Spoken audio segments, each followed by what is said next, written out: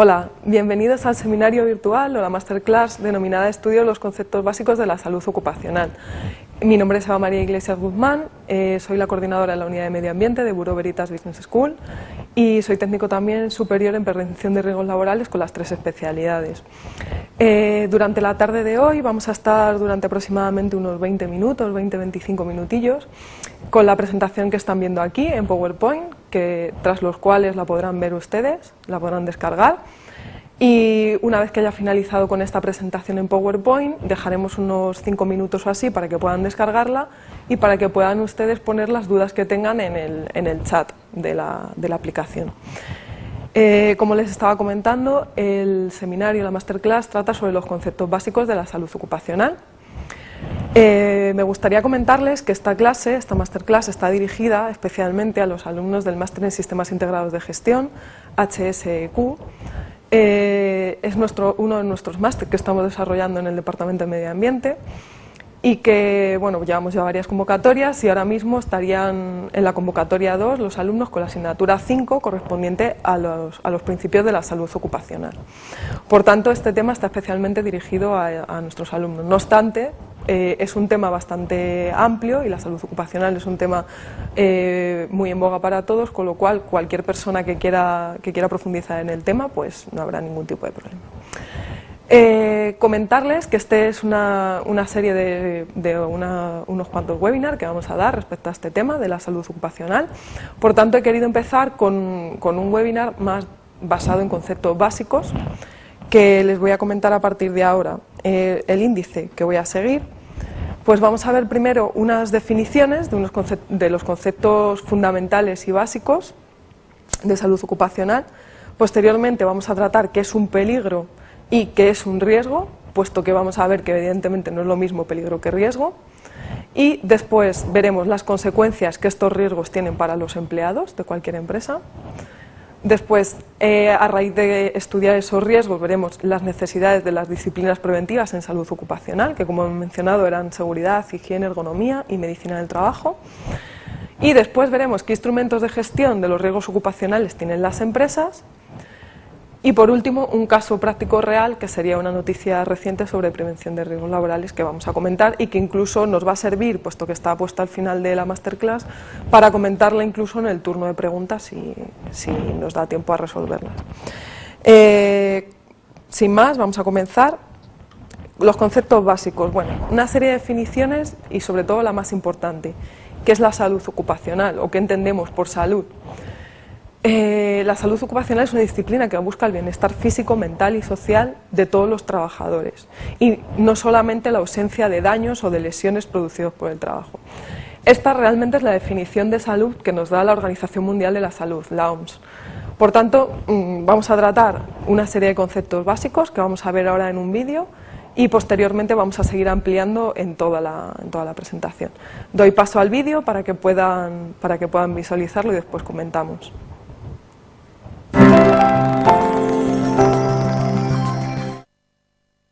La seguridad ocupacional. Una de las principales preocupaciones de una organización debe ser el control de los riesgos que atentan no solo contra la salud de sus trabajadores, sino también contra sus recursos materiales y económicos.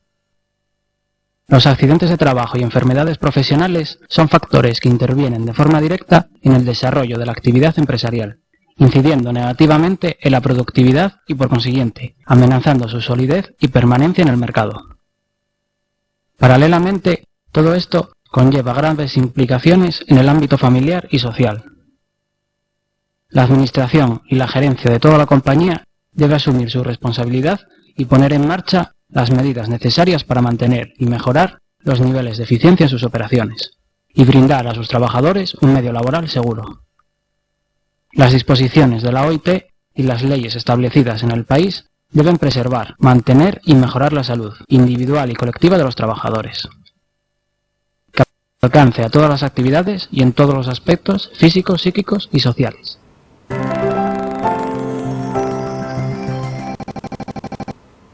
Como han podido comprobar en el vídeo, se mencionan conceptos básicos, es un vídeo desarrollado por Bureau Veritas, conceptos básicos de salud ocupacional que es básico comprender. Es decir, las organizaciones deben controlar los riesgos. son los principales responsables de que no se afecte la salud de los trabajadores y de poner todos los recursos materiales y económicos necesarios para que esto no suceda.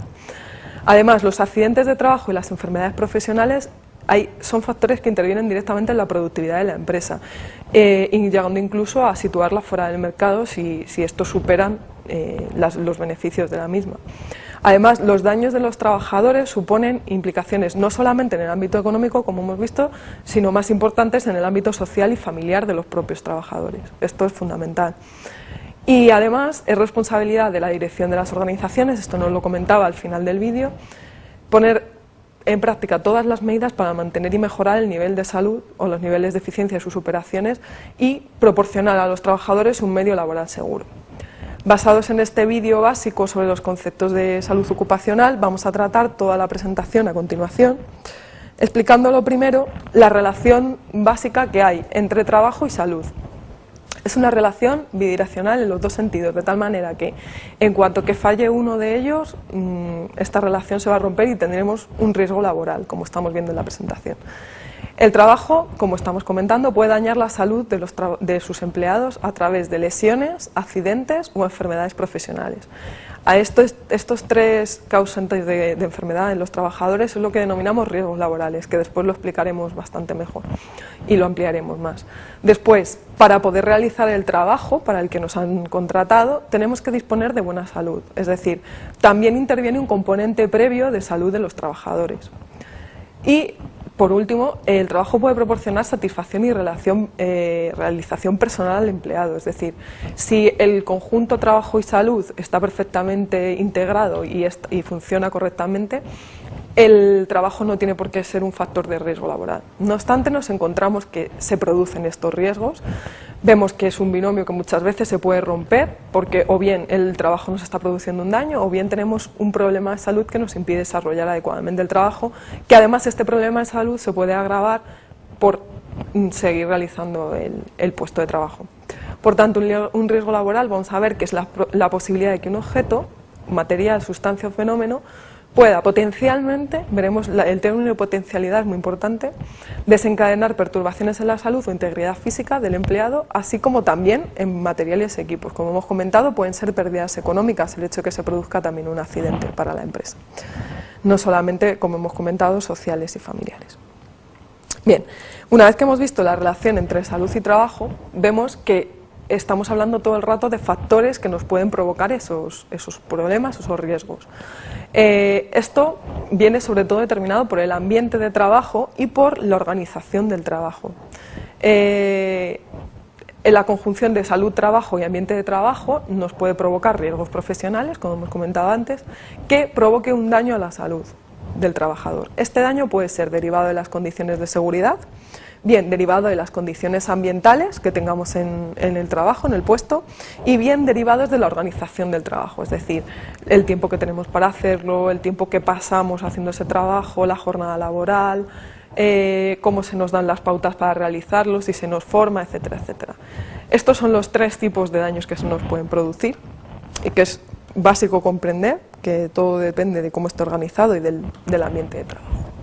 Bien. Pero como hemos dicho al principio, tenemos que ver que no es lo mismo un peligro que un riesgo para los empleados, esto lo hemos comentado. El peligro es el conjunto de elementos que están en ese medio ambiente del trabajo, en esos factores ambientales, que pueden desencadenar una disminución de la salud. Son fuentes de daño que son factores potenciales de riesgo, porque en sí mismo un peligro no nos va a producir ningún daño. Es con la conjunción de otro tipo de factores como lo va a hacer.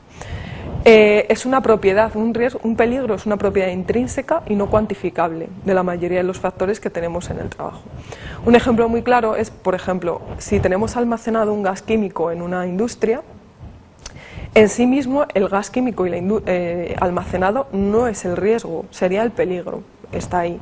Ahora veremos que el riesgo, sin embargo, es la probabilidad de que la capacidad de producir daño de ese peligro se materialice, realmente se lleve a cabo un daño en los trabajadores, en unas condiciones de uso y exposición determinadas, es decir, en condiciones normales no tiene por qué suceder, pero puede pasar en determinadas condiciones particulares, y que además cause daño a los empleados. De hecho, he puesto este pequeño dibujo, esta pequeña ilustración, porque el peligro está asociado a que puede no haber trabajadores y por tanto es un peligro que no va a suponer ningún riesgo. Hablamos de riesgo cuando ya tenemos a un empleado trabajando y cuando ya estamos pudiendo afectarle con este fenómeno que se ha producido. Un ejemplo muy claro también es que si, por ejemplo, este gas químico que teníamos almacenado en una planta industrial está almacenado en malas condiciones, no respeta las normas de seguridad, de almacenamiento, etcétera, etcétera, reales decretos que existen, normativa, y además el trabajador no está protegido frente a esos riesgos, ni colectivamente ni con equipos de protección personal, EPPs, pues evidentemente eso va a ser un riesgo. Y la gravedad del riesgo va a depender siempre de la fórmula que os he puesto abajo, que es el riesgo siempre depende de la probabilidad por las consecuencias, es decir, la probabilidad es las veces o cómo de frecuente se va a producir ese riesgo, y las consecuencias es pues si es ligeramente dañino, extremadamente dañino o incluso puede llegar a ser mortal. Entonces, como hemos comentado, el peligro en sí mismo tenemos que ver qué peligros hay en una empresa y tenemos que estudiar también cuáles son los factores de riesgo, es decir, cómo se va a combinar la probabilidad de que suceda con las consecuencias para los trabajadores expuestos, y así tendremos un estudio de los riesgos laborales. Evidentemente, bueno, aquí os he puesto una tabla, una serie de ejemplos que la podréis descargar después, os voy a leer solamente un par de ellos para que los veáis. Un factor de riesgo, por ejemplo, sería una existencia de un trabajador en una plataforma de trabajo a 4 metros de altura en una obra de construcción. Pues evidentemente eso es un peligro, o sea, un trabajador subido a un andamio o en una plataforma elevadora a 4 metros de altura, eso puede ser un peligro. ¿Cuándo se convierte en un riesgo? Cuando las medidas de protección colectiva, por ejemplo, no están implantadas. Esas medidas de protección colectiva, que puede ser una red que esté alrededor del forjado o del perímetro de ese edificio de construcción, pues eso sería una medida de protección colectiva que, si no está instalada, pues evidentemente va a producir un riesgo en el trabajador. Y el riesgo va a ser la caída en altura. Una caída de altura de 4 metros pues puede ser bastante grave si, como comentamos, el trabajador no está perfectamente anclado. Luego existe también la protección colectiva, como hemos comentado, las redes de protección, o también el trabajador en sí mismo puede tener una línea de vida que esté anclada a un punto en el que no tenga ningún daño al caer o al desprenderse la estructura, etcétera. Hay un montón de equipos de protección personal, el casco, etcétera, etcétera. Siempre hay que intentar evitar utilizar equipos de protección personal, y porque sobre todo hay que anteponer las medidas de protección colectiva, es decir, poner primero las redes que protegen a más número de empleados que directamente pues darle al casco al trabajador, aunque evidentemente también lo tendrá que llevar por su trabajo. Por ejemplo, sería un riesgo de seguridad, pero tendríamos un riesgo ergonómico, por ejemplo, manipulando el ratón del ordenador, como estoy yo haciendo aquí ahora mismo para pasar las diapositivas. Pues el hecho de que exista un teclado o un ratón para mover el ordenador y para trabajar es un factor de riesgo, que no tiene por qué producirse ningún problema, salvo que lo estemos utilizando en una posición inadecuada o durante muchísimas horas de exposición al día, etcétera, etcétera. Entonces ya sí se convierte en un riesgo laboral, que en este caso sería el riesgo de trastornos musculoesqueléticos, en concreto el síndrome del túnel carpiano. Esto, como les comentaba, he puesto una tabla con una serie de ejemplos, no obstante la pueden descargar después y si tienen cualquier duda me la pueden consultar al final de la masterclass. Hemos comentado que evidentemente los riesgos laborales van a tener unas consecuencias en la salud de los trabajadores. Por orden de importancia e interés, en todos los ámbitos, como hemos comentado, laboral, social, económico, familiar, etcétera, los más graves serían los accidentes laborales, como hemos comentado, pues un corte con un equipo de trabajo, una caída en altura, etcétera, etcétera.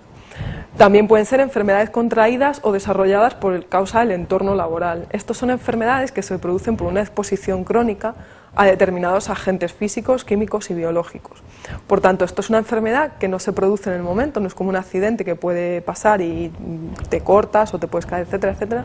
Se produce durante muchos años, pero la consecuencia de la enfermedad que se genera al pasar estos años es un factor del ambiente de trabajo, como comentaba. Y también podemos tener otro tipo de consecuencias para la salud, como pueden ser disconfort, insatisfacción y demás efectos perjudiciales de forma psíquica y social derivados de unas condiciones de trabajo inadecuadas. Pues, por ejemplo, como hemos comentado, trastornos musculoesqueléticos por la organización del trabajo, o síndrome de burnout, que significa síndrome de estar quemado en el trabajo, en el cual una serie de situaciones laborales y unas determinadas condiciones nos pueden llevar a estar pues, psíquicamente muy mal en el trabajo y no poder desarrollarlo adecuadamente y afectarnos incluso personalmente. Estas son las consecuencias para la salud, pero también hemos visto que hay consecuencias para las empresas de los accidentes laborales.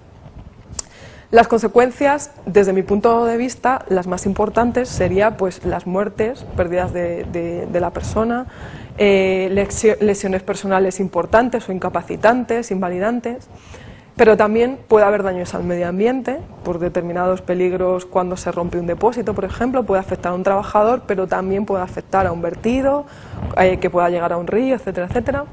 Daños en equipos o materiales, es decir, si se nos desprende el andamio de un forjado, pues esto va a provocar no solamente que el andamio se rompa, sino que además también pueda provocar el accidente a la persona y además daños materiales en otras cosas que tengamos, otros equipos de trabajo que tengamos por debajo de ese forjado.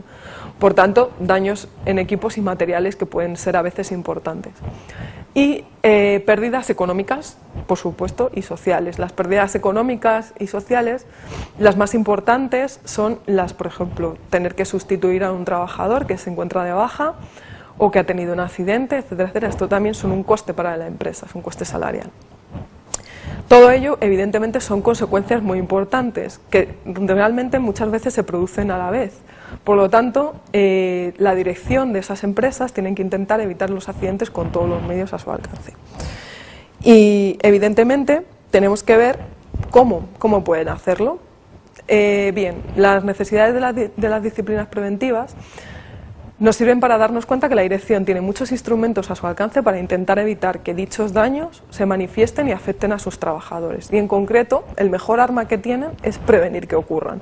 Esto siempre, o sea, como en el máster en sistemas integrados de gestión, que les estamos comentando muchas veces a través de los casos prácticos, etcétera, lo mejor es prevenir, intentar prevenir que ocurra cualquier tipo de situación, y en prevención de riesgos laborales con mayor motivo, porque estamos jugando con salud de las personas. Por tanto, según la definición de prevención de riesgos laborales, tendremos que es el conjunto de actividades o medidas adoptadas o previstas en todas las fases de la actividad de la empresa para evitar o disminuir los riesgos derivados del trabajo. Es decir, que la empresa ponga a disposición de los trabajadores todo aquello que esté en su mano para evitar que los accidentes, que las enfermedades, etcétera, etcétera, ocurran. Bien, ¿cuáles son los principios de la acción preventiva básicos que se consideran? Esto está extraído de la normativa de prevención de riesgos laborales española, pero pueden ser común a cualquier tipo de estudio de salud ocupacional o de plan de salud ocupacional en cualquier país. Es decir, los principios básicos que tenemos es evitar los riesgos, es decir, riesgos para los trabajadores siempre va a haber, porque siempre vamos a tener factores del trabajo que nos puedan producir un accidente, incluso en una oficina o en un sitio en el que aparentemente no haya demasiados riesgos o a priori no pensemos que haya demasiados riesgos. Y siempre vamos a tener que evitar, en la medida de lo posible, esos riesgos o disminuir la probabilidad y las consecuencias de los mismos. Después, hay que evaluar esos riesgos que no podemos evitar, es decir, tenemos que ver qué nivel de gravedad tienen, qué consecuencias, intentar rebajarlas al máximo, con sistemas de protección y de prevención, como vamos a comentar después. Y después, combatir los riesgos en origen. Esto, que parece a priori muy sencillo y muy lógico, es una cosa que no se suele realizar. Un ejemplo muy claro de combatir riesgos en el origen es cuando tenemos un equipo que nos produce mucho ruido. Normalmente se tiende lo primero al darle al equipo de protección personal al trabajador y evidentemente seguramente le haga falta. No obstante, si vamos a ese foco de ruido, intentamos mitigarlo, apantallarlo, etcétera, etcétera, pues siempre va a ser mucho más rápido, menos costoso que directamente darle al trabajador el equipo de protección personal, pues que evidentemente no le protege totalmente de un riesgo. Después, adaptar el trabajo a la persona. Esto es una cosa que también parece una obviedad, pero que muchas veces no se realiza. Es decir, no tenemos que intentar que la persona se adapte a todo lo que nosotros queramos en un puesto de trabajo, sino que tenemos que adaptar ese puesto de trabajo a la persona. Sobre todo en cuanto a la concepción de los puestos, selección de los equipos, los métodos de trabajo, métodos de producción, etcétera, etcétera. Tenemos que evitar el trabajo repetitivo y sobre todo los efectos que puede provocar el mismo en la salud. Después, tener en cuenta la evolución de la técnica. No podemos estar utilizando equipos tremendamente antiguos que evidentemente son menos seguros para los trabajadores. Después, sustituir todo aquello que sea peligroso en el entorno laboral por lo que no entrañe ningún peligro, pues sustituir un producto químico por otro, etcétera, etcétera. Después tenemos que planificar la prevención, buscando un conjunto que integre la técnica, la organización del trabajo, las condiciones, etcétera. Las relaciones sociales, que también son muy importantes, y la influencia de los factores ambientales en el trabajo. Todo esto tenemos que conjugarlo y planificar la prevención. Después tenemos que adoptar medidas que antepongan la protección colectiva en la individual, que esto ya lo comenté anteriormente, como las redes de protección, etcétera, etcétera. Y siempre dar debidas instrucciones a los trabajadores y tenerlos perfectamente formados e informados de su puesto de trabajo y de los riesgos que estos entrañan. Bien, esto lo podemos aplicar, como he comentado también al principio, a través de las 4 disciplinas preventivas. Estas 4 disciplinas preventivas serían la seguridad en el trabajo, la higiene industrial, la ergonomía y psicosociología aplicada y la medicina del trabajo. La seguridad en el trabajo se encarga de estudio de riesgos como accidentes por contactos eléctricos, trabajos con aire comprimido, etcétera, etcétera, con equipos de trabajo sobre todo. La higiene industrial se encarga de estudiar la disciplina técnica que estudia los riesgos asociados a la presencia de contaminantes en el ambiente, por ejemplo, contaminantes físicos, químicos, biológicos, etcétera, etcétera. Sobre todo porque producen, como hemos comentado, por exposición crónica a ellos, pues enfermedades graves. Después la ergonomía y psicosociología aplicada, que se encarga del estudio de las malas posturas en el trabajo, de la organización del mismo, de los equipos, de la capacidad de concentración, de decisión de los trabajadores, etcétera, etcétera. Y por último la medicina del trabajo, que se encarga de la vigilancia de la salud periódica, es decir, tenemos que comprobar el estado de salud de los trabajadores y también estudiar los propios componentes de salud del trabajador que puedan afectar por desarrollar determinado trabajo. Con estas 4 disciplinas preventivas, como hemos comentado, lo que vamos a hacer es estudiar aquellos riesgos del ambiente, riesgos físicos, químicos, biológicos y eléctricos. Después vamos a ver, evidentemente, toda la exposición que vemos, humedad, temperatura, iluminación, radiaciones, etc. Después, químicos, productos químicos, atmósferas explosivas, etcétera, etcétera. Exposición a agentes infecciosos. Y, por último, riesgos eléctricos, contactos indirectos, etcétera, etcétera. Bien, esto es por el ambiente del trabajo, pero también podemos tener categorías de riesgos laborales derivados de la organización. Pues carga mental elevada, trabajos repetitivos en cadenas de producción, trabajos en altura, trabajos en espacios confinados. Esto es muy importante y también tenemos que tenerlo todo planeado para que no supongan ningún riesgo para el trabajador. Y por último, pues la seguridad en el trabajo, es decir, todos aquellos accidentes e incidentes que nos puedan producir pues un atrapamiento, un golpe, caídas, etcétera, etcétera. E incluso los accidentes in itinere, que se consideran también accidentes de seguridad. Estos accidentes son los que se producen al ir o al volver al lugar de trabajo. Evidentemente estos accidentes, que parece una cosa, de hecho el otro día tuvimos una tutoría virtual con vosotros, con los alumnos del máster, y me preguntabais muchos que en muchos países de Latinoamérica este tipo de accidentes in itinere no se consideraban como un accidente laboral. Aquí en España sí que está establecido que es un accidente laboral, puesto que es el desplazamiento que tienes desde tu casa al puesto de trabajo. Y ahora mismo en España está suponiendo un alto índice de siniestralidad los accidentes in itinere. Y la verdad es que es un problema que se debe atajar y se debe concienciar a todo el mundo. Bien, para controlar los riesgos laborales, en las 4 especialidades preventivas que hemos comentado, tenemos que estudiar qué factores hacen que estos riesgos sean significativos.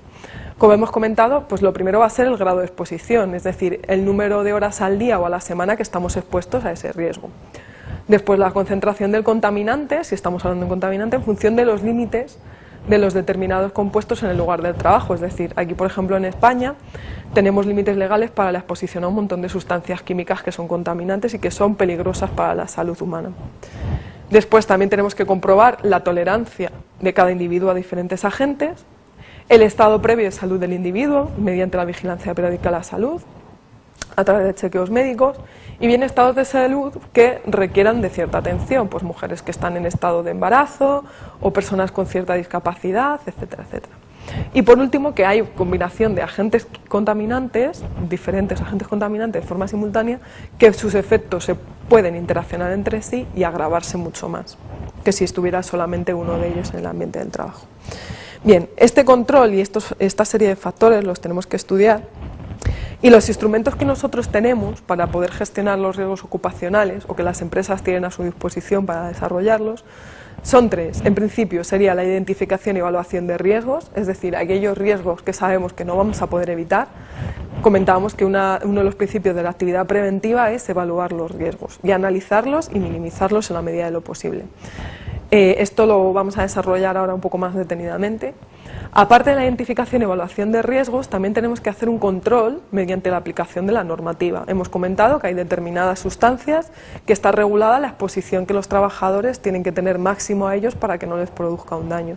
Por tanto, hay que controlar también la normativa para comprobar que se está haciendo todo correctamente. Y después, promover una cultura preventiva en la empresa. Esto es una de las patas que casi siempre suele fallar. Hemos mejorado bastante en normativa, tenemos muchísima normativa, un gran desarrollo. No obstante, nos sigue faltando todavía una cultura preventiva importante que nos haga conscientes a todos de que estos riesgos se pueden evitar con ayuda de todos. Entonces, vamos a ver a continuación la identificación y de los riesgos ocupacionales, así un poco por encima, porque como os comentaba, queremos ampliar esta serie de webinars sobre salud ocupacional y trataremos la evaluación de riesgos ambientales, o sea, de riesgos ocupacionales más adelante. Existen normas para la evaluación de riesgos, existen guías, normas internacionales, etcétera, etcétera. Aquí en España nosotros utilizamos las guías del Instituto Nacional de Seguridad e Higiene en el Trabajo, que promueve muchísimas guías y normas técnicas con las que poder desarrollar nuestro trabajo en prevención, y son muy útiles a nivel técnico para las empresas y para los responsables de prevención de riesgos laborales. Incluso, como hemos comentado, normativa. Bien, uno de los métodos más reconocidos de evaluación de riesgos es el método que relaciona la severidad y las consecuencias del riesgo con la probabilidad, como comentábamos antes. Establece una serie de categorías en función de la probabilidad, que puede ser baja, media o alta, y de la severidad o las consecuencias del daño en la salud de los trabajadores, que pueden ser ligeramente dañino o extremadamente dañino. En función de estas categorías y mezclando unas con otras, podemos comprobar que tenemos desde riesgos triviales, que no requerirían ninguna acción, solamente vigilancia para que no se agraven, después riesgos tolerables, riesgos moderados, importantes, incluso intolerables, que son aquellos que nos harían paralizar la producción y hasta que no se suprimiera ese riesgo no se podría seguir la actividad. Evidentemente también requeriría una comunicación a la autoridad competente para desarrollarlo y minimizarlo. Evidentemente, cuando tengamos estos riesgos categorizados, tenemos que establecer unas medidas preventivas para evitarlos y minimizarlos. No obstante, como les comento, lo ampliaremos en sucesivos webinars. El control mediante la aplicación de la normativa es muy importante, porque a nosotros la normativa nos viene sobre todo del marco internacional, que es la Organización Internacional del Trabajo, la OIT.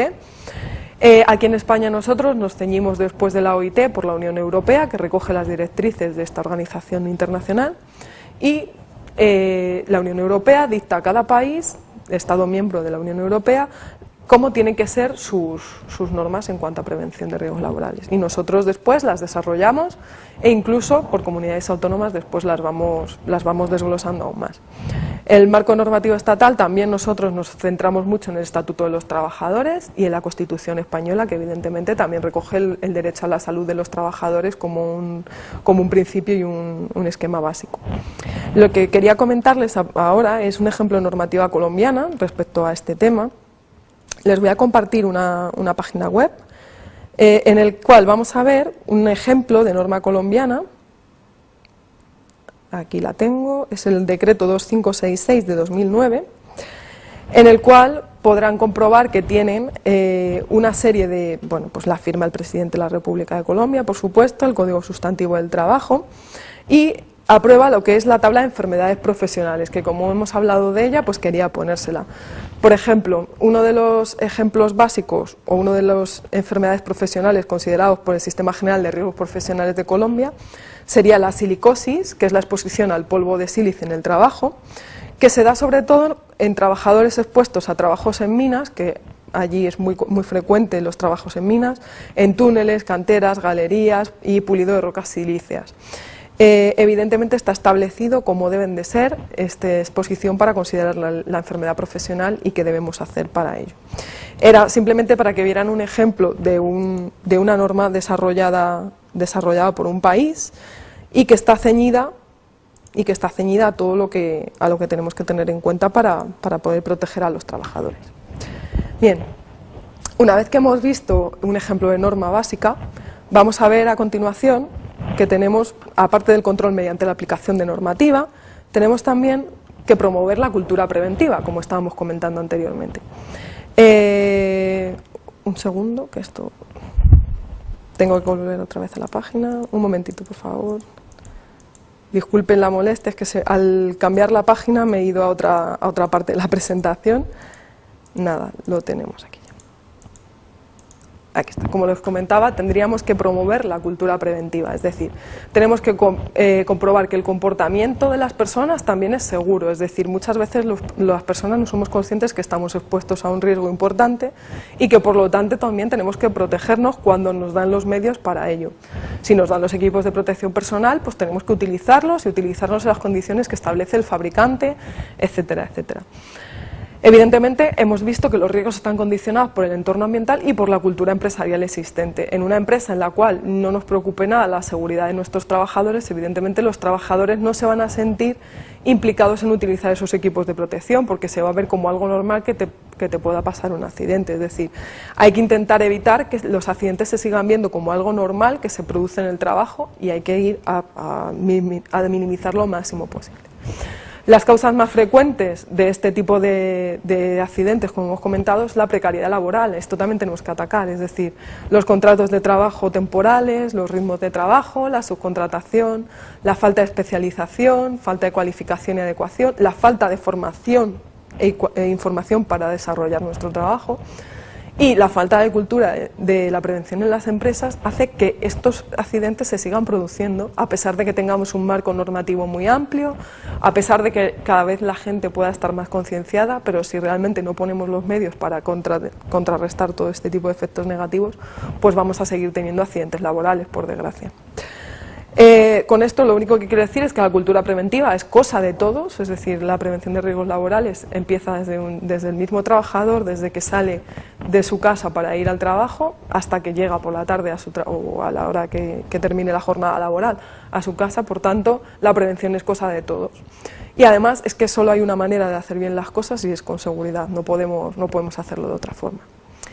Bien, a continuación lo que quería comentarles es una noticia actual sobre prevención de riesgos laborales y lo que voy a hacer es planteárselo como un caso práctico, como si tuvieran un caso práctico en el máster que están cursando con nosotros o simplemente para que comentemos una noticia. La voy a coger porque es una noticia muy reciente. La tengo aquí, por ejemplo, les cuento. El caso se trata de Julio, que es un trabajador que trabaja desde hace 30 años en la sección de montaje de carrocería de una fábrica de coches. Esta persona tiene 52 años y su jornada laboral es de 8 horas, las cuales realiza en el turno de mañana. Bien. Su tarea consiste en montar las puertas de los automóviles con las piezas que le llegan a través de la cadena de montaje, una cadena de producción. Para ello utiliza una atornilladora neumática, que genera bastante ruido. El nivel ambiental de ruido que se alcanzó en el taller y que provocó este problema, según la última inspección, fue de 85 decibelios A, pero en el puesto de trabajo de Julio el nivel diario equivalente era de 95 decibelios A, por tanto estábamos por encima de la exposición que nos marca la normativa española. Perdón que no lo he dicho al principio, es un caso real de un trabajador español. Los niveles pico, que también son muy importantes, alcanzados en la zona de la cadena de montaje eran 141 decibelios y dentro de la cabina, donde hay otro trabajador que se llama Carlos, desde 142 decibelios A. Por tanto, todos los trabajadores deben utilizar equipos de protección personal y en concreto tapones auditivos que les ha proporcionado la empresa. Bien, en un cambio de turno, Julio se encuentra con Carlos y le comenta, últimamente le cuesta mucho seguir las conversaciones, en su casa le dicen que habla a gritos y sin motivo, que realmente se le escucha perfectamente, y sospecha que puede tener algún tipo de problema.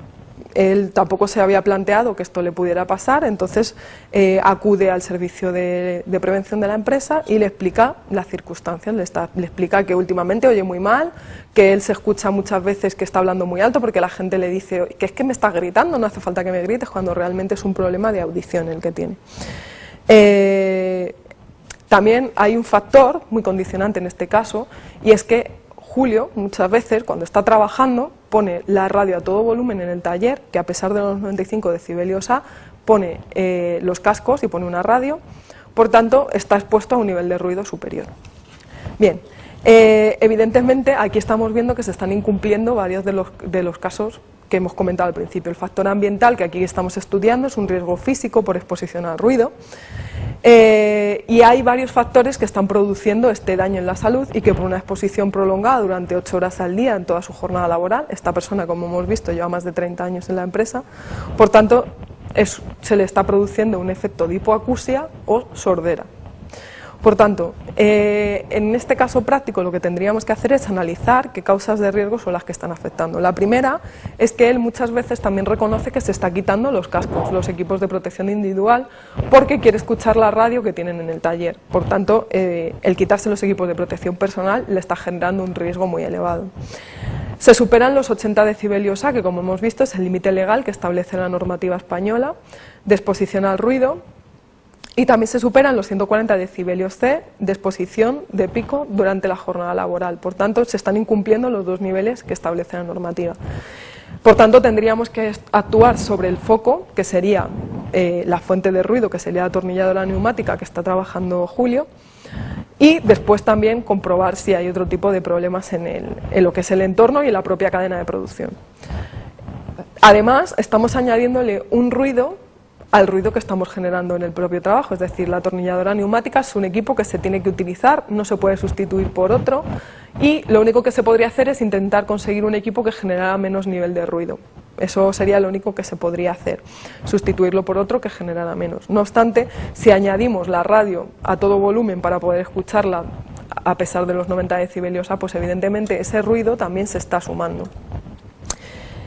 Y también puede provocar un aumento del riesgo. Después, dejar puertas abiertas en la zona de producción y sobre todo la falta de formación a los trabajadores, es decir, una persona que lleva trabajando 30 años y que seguramente al principio ni siquiera tuviera equipos de protección personal, evidentemente ese efecto contra la salud, en este caso contra la pérdida de audición, se ha estado acumulando y es una exposición crónica durante 30 años. Por tanto, deberíamos de hacerle controles anuales, incluso según establezca la normativa, cada menos tiempo audiometrías para comprobar que no está provocando una pérdida mayor de oído en este trabajador.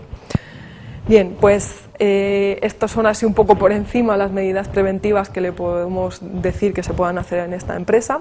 Como les comentaba, es un caso real, es una noticia sobre prevención que ha sucedido aquí en España. Y por mi parte, en principio, ha concluido la masterclass, el seminario.